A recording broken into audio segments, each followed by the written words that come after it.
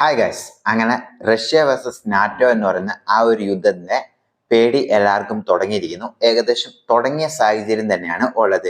അതുമാത്രമല്ല, ഈ സമയം നോക്കി തന്നെ പെട്ടെന്ന് തന്നെ റഷ്യ അവരുടെ ന്യൂക്ലിയർ ട്രീറ്റി അല്ലെങ്കിൽ ന്യൂക്ലിയർ റെക്കോർഡ്സ് എല്ലാം തന്നെ പെട്ടെന്ന് മാറ്റി കുറെ തരത്തിലുള്ള തിരുത്തങ്ങളും അത് അടിയന്തരാവസ്ഥയിലെല്ലാം എങ്ങനെ ഉപയോഗിക്കണം ഉള്ള കാര്യത്തിലെല്ലാം വലിയ ചേഞ്ചസ് ആണ് പുടിൻ കൊണ്ടുവന്നിരിക്കുന്നത്. അപ്പോൾ ആകെ മൊത്തം നോക്കുകയാണെങ്കിൽ വലിയ പ്രശ്നങ്ങളാണ് ഉള്ളത്. ഇത് ഒരു പൊട്ടൻഷ്യലി തേർഡ് വേൾഡ് വാർ വരെ സ്പാർക്ക് ആവാൻ രീതിയിലുള്ള എല്ലാവിധ കാര്യങ്ങളും ജിയോ പൊളിറ്റിക്സിൽ നടക്കുന്നുണ്ട്. അതാണ് നമ്മൾ ഇന്നത്തെ ഈ വീഡിയോ നോക്കാൻ പോകുന്നത്. വീഡിയോ ഇഷ്ടപ്പെട്ടാണെങ്കിൽ ലൈക്ക് ചെയ്യാൻ മറക്കരുത്. ഇപ്പൊ വീഡിയോ ഇട്ടെടുക്കാം. അപ്പോൾ എന്താണ് സംഭവിച്ചത് എന്ന് അറിയാത്തവർക്ക് ആദ്യം തന്നെ ഒരു 10 സെക്കൻഡിനുള്ളിൽ എന്താ സംഭവിച്ചത് എന്ന് നമുക്ക് പറയാം. അപ്പോൾ അമേരിക്കൻ ജനറൽ ഇലക്ഷൻ കഴിഞ്ഞു കഴിഞ്ഞപ്പോൾ ഇപ്പോൾ ഭരിച്ചുകൊണ്ടിരിക്കുന്ന ജോ ബൈഡന്റെ പാർട്ടി അല്ലെങ്കിൽ കമല ഹാരിസിന്റെ പാർട്ടി 8 നിലയിൽ തോൽക്കുകയായിരുന്നു ഉണ്ടായിരുന്നത്. അപ്പോൾ അതിനുശേഷം ജോ ബൈഡൻ തോറ്റു കഴിഞ്ഞപ്പോൾ അടുത്ത 2 മാസം കൊണ്ട് എന്തായാലും ജോ ബൈഡന്റെ കാലാവധി കഴിയും. അത് കഴിഞ്ഞിട്ട് ട്രംപ് വീണ്ടും വരും. അപ്പോൾ ഇതാണ് അമേരിക്കൻ ഇലക്ഷനിൽ നടന്നത്. അപ്പോൾ അമേരിക്കൻ ഇലക്ഷനിൽ ഈ സംഭവം സംഭവിച്ചു കഴിഞ്ഞപ്പോൾ എല്ലാവർക്കും വലിയ രീതിയിൽ ഹാപ്പി ആയിരുന്നു. കാരണം എന്താണെന്ന് വെച്ചാൽ അതായത് ട്രംപ് ഈ ഡീപ് സ്റ്റേറ്റിൽ നിന്നും വലിയ രീതിയിൽ സപ്പോർട്ട് ചെയ്യാത്ത ഒരു മനുഷ്യനാണ്, അതായത് ഒരു വ്യക്തിയാണ്. അപ്പോൾ അതുകൊണ്ടെന്താണെന്ന് വെച്ചാൽ അതായത് ഈ അമേരിക്കൻ ഡീപ് സ്റ്റേറ്റ് കാരണമാണ് ഈ ലോകത്ത് പല രാജ്യങ്ങളിലും പല പ്രശ്നങ്ങളും ഉണ്ടാവുന്നത്. അപ്പോൾ അതൊന്നും ഇനി അടുത്ത 4 വർഷത്തേനും ഉണ്ടാവില്ലല്ലോ എന്നോർത്ത് സമാധാനപരമായിട്ട് അതായത് സ്റ്റോക്ക് മാർക്കറ്റ് എല്ലാം ഒന്ന് റിക്കവർ ആയും പിന്നെയും ഡൗൺ ആയും റിക്കവർ ആയും അങ്ങനെയൊക്കെ പോയിക്കൊണ്ടിരിക്കുന്ന ആ ഒരു സമയത്തായിരുന്നു.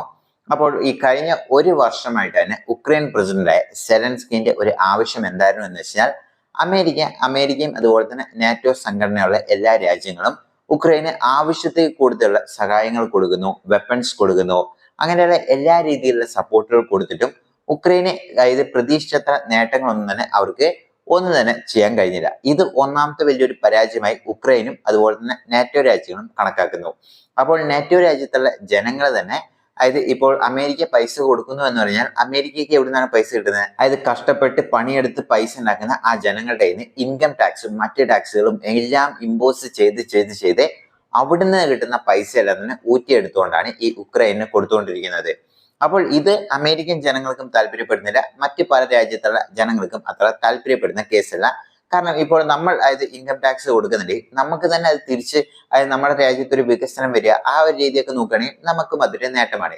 പക്ഷെ നമ്മുടെ പൈസ എടുത്തുകൊണ്ട് ഒരു ഉപകാരവുമില്ലാത്ത മറ്റൊരു രാജ്യത്തിന് കൊടുക്കാൻ പോവുക, അല്ലെങ്കിൽ ഇപ്പോൾ നമ്മുടെ പൈസ എടുത്ത് പാകിസ്ഥാന് വെറുതെ കൊടുക്കാൻ പോവാന്ന് പറഞ്ഞാൽ നമ്മൾ എപ്പോഴും ദേഷ്യം ഉണ്ടാവില്ലേ? അതേ ഒരു ദേഷ്യം തന്നെയാണ് ഈ വട്ടത്തെ അമേരിക്കൻ ഇലക്ഷനിലും ഉണ്ടായിരുന്നത്. ശരി, ഇങ്ങനെയെല്ലാം കഴിഞ്ഞിട്ടും ഈ നാറ്റോ രാജ്യങ്ങളും അമേരിക്കയും കൂടെ ഒരേ ഒരു ഡിമാൻഡ് മാത്രം ഉക്രൈനെതിരെ വെച്ചിട്ടുണ്ടായിരുന്നു. അത് എന്താണെന്ന് വെച്ചാൽ അതായത് അമേരിക്കയിലാണ് തന്നെ ലോങ് റേഞ്ച് വെപ്പൺ അടക്കം ഈ സെലൻസ്കിക്ക് കൊടുത്തിട്ടുണ്ട്, അതായത് ഉക്രൈന് കൊടുത്തിട്ടുണ്ട്. പക്ഷേ ഈ ലോങ് റേഞ്ച് വെപ്പൺ ഒന്നും തന്നെ റഷ്യൻ ടെറിട്ടറി കയറി ആക്രമിക്കാൻ പാടില്ല. അതായത് ഇപ്പോൾ റഷ്യ ആണല്ലോ ഉക്രൈനെ പിടിച്ചെടുത്തുകൊണ്ട് വരുന്നത്. അപ്പോൾ ഈ ഉക്രൈന്റെ ടെറിട്ടറിന്റെ ഉള്ളിൽ എവിടെ വേണേലും അമേരിക്കൻ വെപ്പൺസ് ഉപയോഗിക്കാം. പക്ഷെ റഷ്യനെ അറ്റാക്ക് ചെയ്യാനോ അല്ലെങ്കിൽ റഷ്യൻ ടെറിട്ടറിനെ പിടിച്ചെടുക്കാനോ ഈ ഒരു ലോങ് റേഞ്ച് വെപ്പൺസ് ഒന്നും തന്നെ ഉപയോഗിക്കാൻ പാടില്ല എന്ന് പറയുന്ന ഒരു റെസ്ട്രിക്ഷൻസ് ആയിരുന്നു അമേരിക്ക ഇതുവരെയും വെച്ചുകൊണ്ടിരുന്നത്. അപ്പോൾ കഴിഞ്ഞ 1 വർഷം നോക്കുകയാണെങ്കിൽ അതായത് സെലൻസ്കി പലതവണ അമേരിക്കയുടെ അടുത്ത് റിക്വസ്റ്റ് ചെയ്തു, നാറ്റോ രാജ്യങ്ങളുടെ അടുത്ത് റിക്വസ്റ്റ് ചെയ്തു, ലോങ് റേഞ്ച് വെപ്പൺ ഞങ്ങൾക്ക് ഉപയോഗിക്കാനുള്ള പവർ തന്നു കഴിഞ്ഞാൽ ഞങ്ങൾ എന്താണ്, ഞങ്ങളുടെ ശക്തി എന്താണെന്ന് ഞങ്ങൾക്ക് കാണിക്കാൻ കഴിയും എന്ന് പറഞ്ഞുകൊണ്ടാണ് ഈ സെലൻസ്കി ഈ വീണ്ടും ഈ ആവശ്യം ഉന്നയിച്ചുകൊണ്ടേ ഇരുന്നത്. അപ്പോൾ അമേരിക്കയ്ക്കും അറിയാം അതായത് പുടിനാണ് എതിർവശം. അതായത് ഇപ്പോൾ എങ്ങനെ അമേരിക്കയുടെ അടുത്ത് പവർ ഉണ്ടോ അതേ പവർ പുടിന്റെ അടുത്തുമുണ്ട്. അതായത് ഈ ലോകത്തിൽ ഏറ്റവും കൂടുതൽ ആണവായുധമുള്ള ഒരു രാജ്യം ഏതാണെന്ന് വെച്ചാൽ അത് റഷ്യയാണ്. അപ്പോൾ അതുകൊണ്ട് എന്തേലും ഒരു ചെറിയൊരു സ്പാർക്ക് കിട്ടി കഴിഞ്ഞാൽ തന്നെ റഷ്യ പിന്നെ എന്ത് ചെയ്യും എന്നുള്ളൊരു പേടി അമേരിക്കയ്ക്ക് ഉണ്ടായിരുന്നു. പക്ഷെ ഇതൊക്കെ ഇങ്ങനെ കഴിഞ്ഞ 1 വർഷമായിട്ട് ഇങ്ങനെ പോയിക്കൊണ്ടിരിക്കുകയാണ്. അപ്പോൾ ആരും തന്നെ പ്രതീക്ഷിച്ചില്ല. അപ്പോൾ ഇരിക്കുമ്പോഴാണ് ഈ ഒരു ഇലക്ഷൻ വരികയും ഈ ഒരു ഇലക്ഷന് തോറ്റു. അപ്പോൾ ഈ ഒരു ഇലക്ഷന് തോറ്റു കഴിഞ്ഞപ്പോൾ ഒബ്വിയസ്ലി എല്ലാവർക്കും അറിയുന്ന കാര്യമാണ്, അതായത് ട്രംപ് അടുത്തത് വരികയാണെങ്കിൽ എന്തായാലും ഉക്രൈനെ സപ്പോർട്ട് ചെയ്യില്ല, ഫണ്ടിങ് എല്ലാം തന്നെ സ്റ്റോപ്പ് ചെയ്യുന്നത്. അത് ഉക്രൈനും നല്ലവണ്ണം അറിയാം. അതുകൊണ്ട് തന്നെയാണ് അവരും ഈ കഴിഞ്ഞ കുറച്ച് മാസങ്ങളായിട്ട് കൂടുതലായിട്ടും ആവശ്യം ഉന്നയിച്ചുകൊണ്ടിരുന്നത്. അതായത് ജോ ബൈഡൻ ഉള്ളപ്പോൾ തന്നെ മാക്സിമം സാധനങ്ങൾ ഉക്രൈനിൽ വന്നു കഴിഞ്ഞാൽ മാത്രമോ അത് പറ്റുള്ളൂ, അതിൽ കൂടുതൽ വന്നു കഴിഞ്ഞാൽ അത് എന്തായാലും ട്രംപ് ബ്ലോക്ക് ചെയ്യും എന്ന് അറിയാം. അപ്പോൾ ഇതുകൊണ്ട് എന്ത് ചെയ്തു, അതായത് ഇത് ഇങ്ങനെ പോയിക്കൊണ്ടിരിക്കുകയായിരുന്നു. അപ്പോഴാണ് എന്തായാലും അധികാരം പോയി. ഇനി 40 ദിവസം മാത്രമോ മാക്സിമം ജോ ബൈഡന് പ്രസിഡന്റ് ആയിട്ട് അവിടെ നിൽക്കാൻ കഴിയുള്ളൂ. അതായത് ജനുവരി 1 തൊട്ട് ആ പ്രോസസ് എല്ലാം സ്റ്റാർട്ട് ചെയ്യും. വൈസ് പ്രസിഡന്റ്, പ്രസിഡന്റിനെ ഈ പദവി കൈമാറുകയും ചെയ്യും.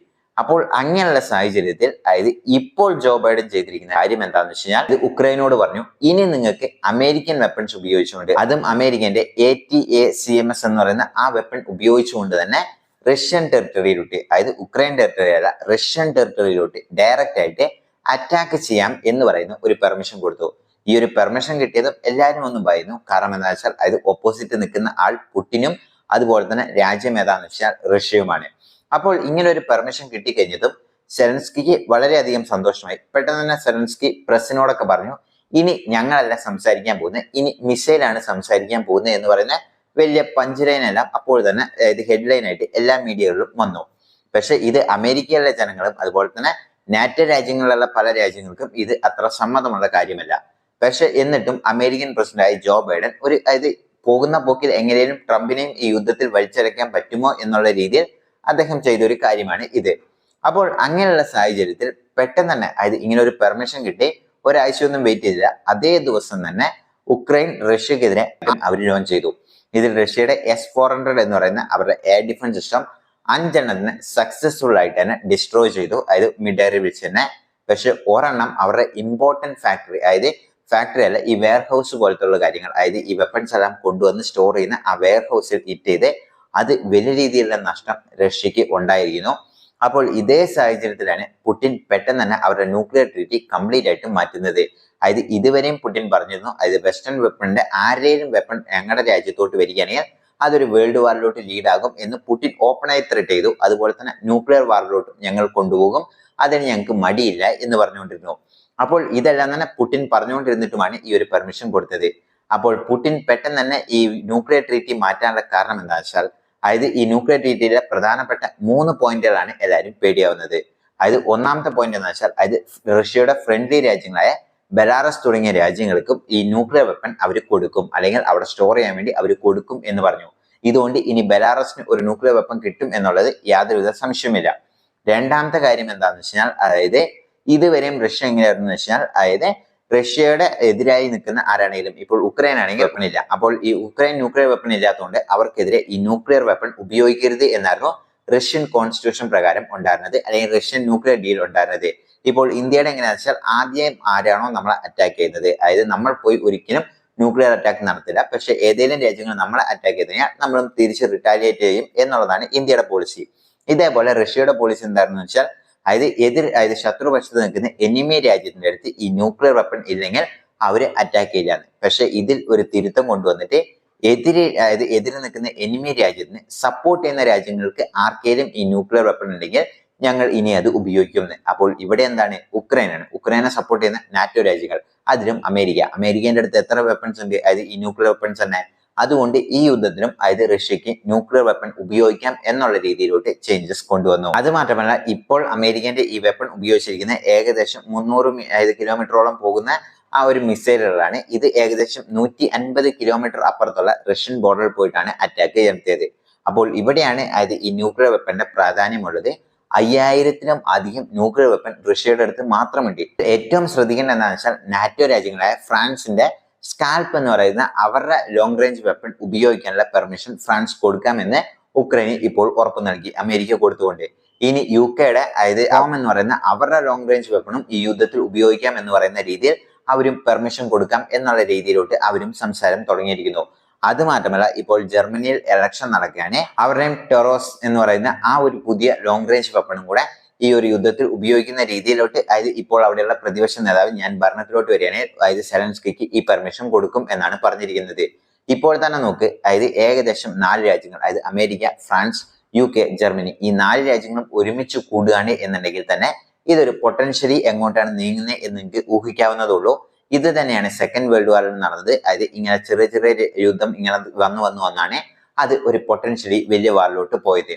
അപ്പോൾ അതുകൊണ്ടാണ് എല്ലാവരും ഭയക്കുന്നത്. സ്റ്റോക്ക് മാർക്കറ്റിലെല്ലാം ഇൻവെസ്റ്റ് ചെയ്യുന്നവരെല്ലാം വലിയ രീതിയിലുള്ള ഒരു പേടിയുണ്ട്. കാരണം എന്തും എപ്പോഴും അൺപ്രഡിക്റ്റബിൾ ആണ്.